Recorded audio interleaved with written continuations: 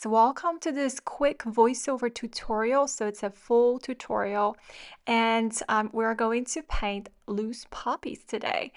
If you're looking for more classes, real-time recorded classes or voiceover tutorials with me, then please head over to Patreon. I would love to have you as one of my students.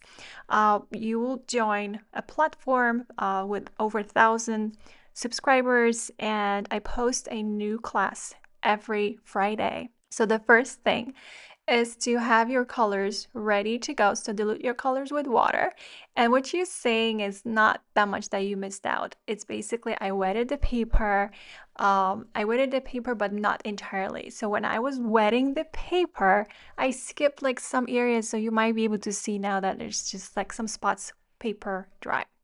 So first thing is kind of like mix colors on the paper. That's very important for watercolors. So use yellow as your undertone overall, whether it's for the heads of the poppy seeds or the petals itself. This is imidazolone yellow, so the yellow that I use most of the time. And I'm holding a flat brush, flat size 24. Why this brush? Because it's easier to apply colors. It's just wider strokes. You can flatten the brush so you can work on the stems. So again, whenever you see these poppy heads with seeds, you want to use yellow as your undertone. And the same for the poppy petals. What you see is a combination basically of like imidazolone yellow and ochre. Why I say combination? Because I did not clean my brush. After applying the yellow, imidazolone yellow, I quickly grabbed color ochre and I just go over some of these areas basically. And I am looking for like what are the lightest parts and what are the darkest, like the darkest tones and lightest tones in the reference image. And that guides me through like where do I apply those colors, right? So I'm just squeezing a little more color. The main colors are quinacridone red, pearl red, and ochre. Again, you're mixing colors on the paper. So when you grab colors from your palette, you grab the 3 colors, but you're not trying to like create a brand new color. You're just grabbing these colors together, maybe a quick swirl on your palette, right? But nothing more than that. And let these colors to separate on the paper in a way. So you can see like different shades of that red in the poppies. So when you see me like applying the reds over the yellow, you can see that I'm not like just covering everything, like whatever I see yellow that I applied. I'm leaving some areas alone. Now this is mostly like the pearl red now, for example, that I grabbed, but I still have ochre and quinacridone red on my brush. So sometimes you might feel like, oh, but this is more like pink, like ochre, but I still have like the other colors on the brush because I didn't clean the brush. It doesn't bother me because I didn't overly mix the colors on the palette. And when I get rid of enough of the paint from my brush, I don't really need to always like clean the brush unless I'm going from like the darkest colors to the lightest colors. So you're continuing to shape the petals. And again, you're going like from the lightest to the darkest. Right now, I'm still with those kind of like mid-tones in a way. But here's a moment when I'm working on those heads, right? So you can go for just sap green right away. Here's the idea. To create a shade of green, you need yellow and blue, right? That's why I have the blue over there, and that's why I started with a yellow. And to change the shade of the grain, you either need more or less of the yellow or blue. What I like to do is start with those colors, and sometimes I just start with the yellow, and then I add the green, which is like sap green, my favorite green from the Holbein series.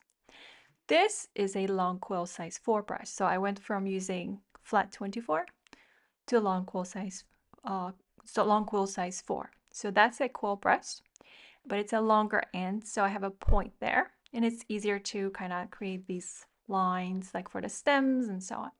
So don't lose your focus on any of this because it's important. The paper is drying, and from the moment you wet the paper, you probably have like 15 to 20 minutes, unless, and this is a very good advice, unless you wet the backside of the paper too.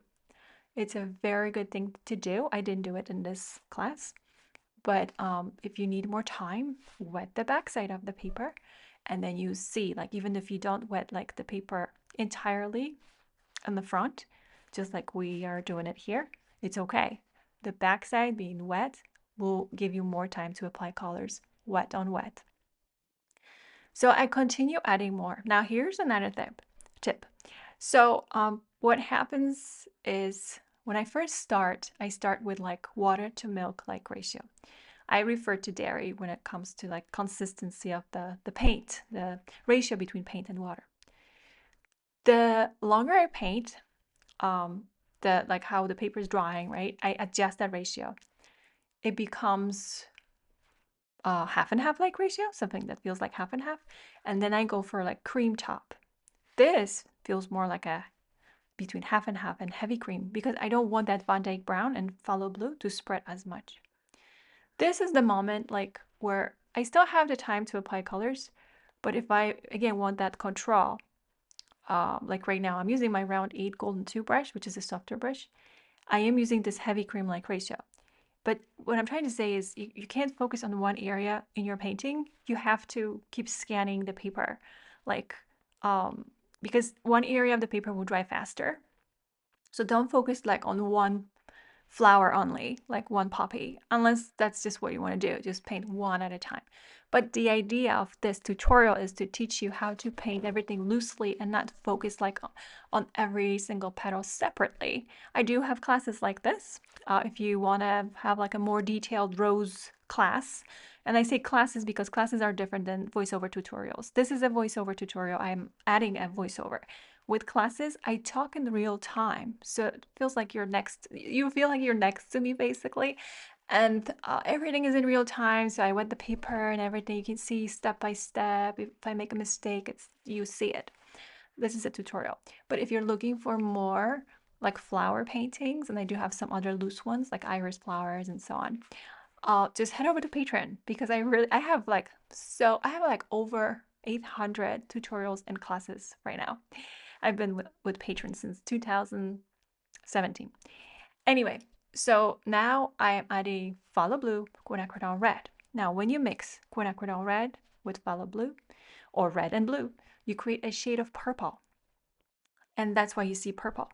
Again, when you grab those two colors from your palette, don't try to like overly mix them on your palette. Just grab them quickly and then apply the colors.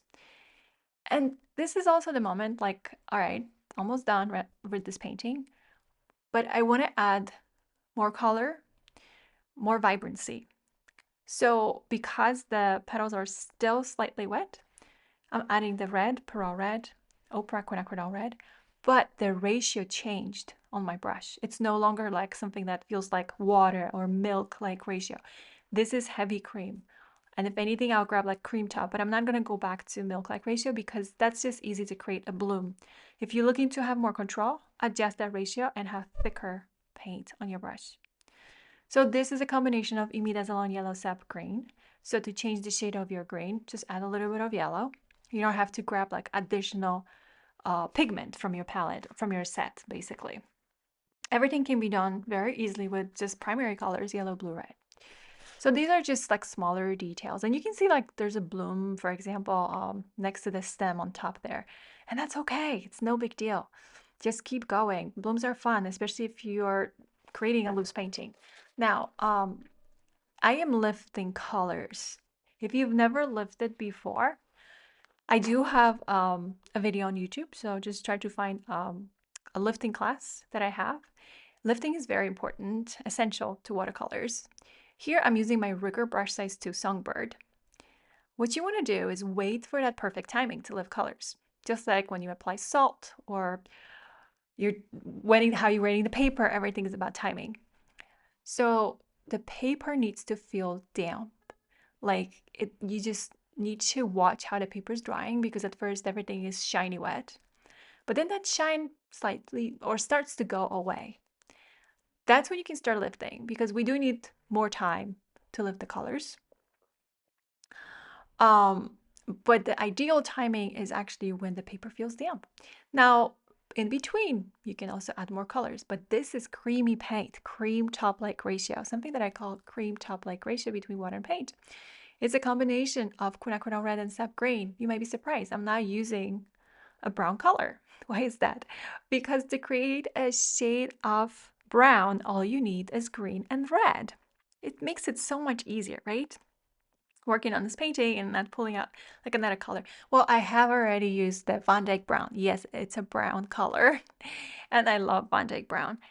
But it's just, why not to also, in addition, use colors that you've been using for the flowers and just blend them together, because that'll give you a shade of brown anyway, and it just makes it look so natural. So lifting again, lifting is essential. If you've never done lifting before, then I encourage you to practice on the side, because you don't want to like practice on a pretty painting like this, right? So here's again about Patreon. I would love you to join me. I have so many classes, so many wonderful students, and I would love to have you as part of our Patreon community, and you get to join our private Facebook group as well. So just head over to patreon.com/Maria Morjane. Thank you.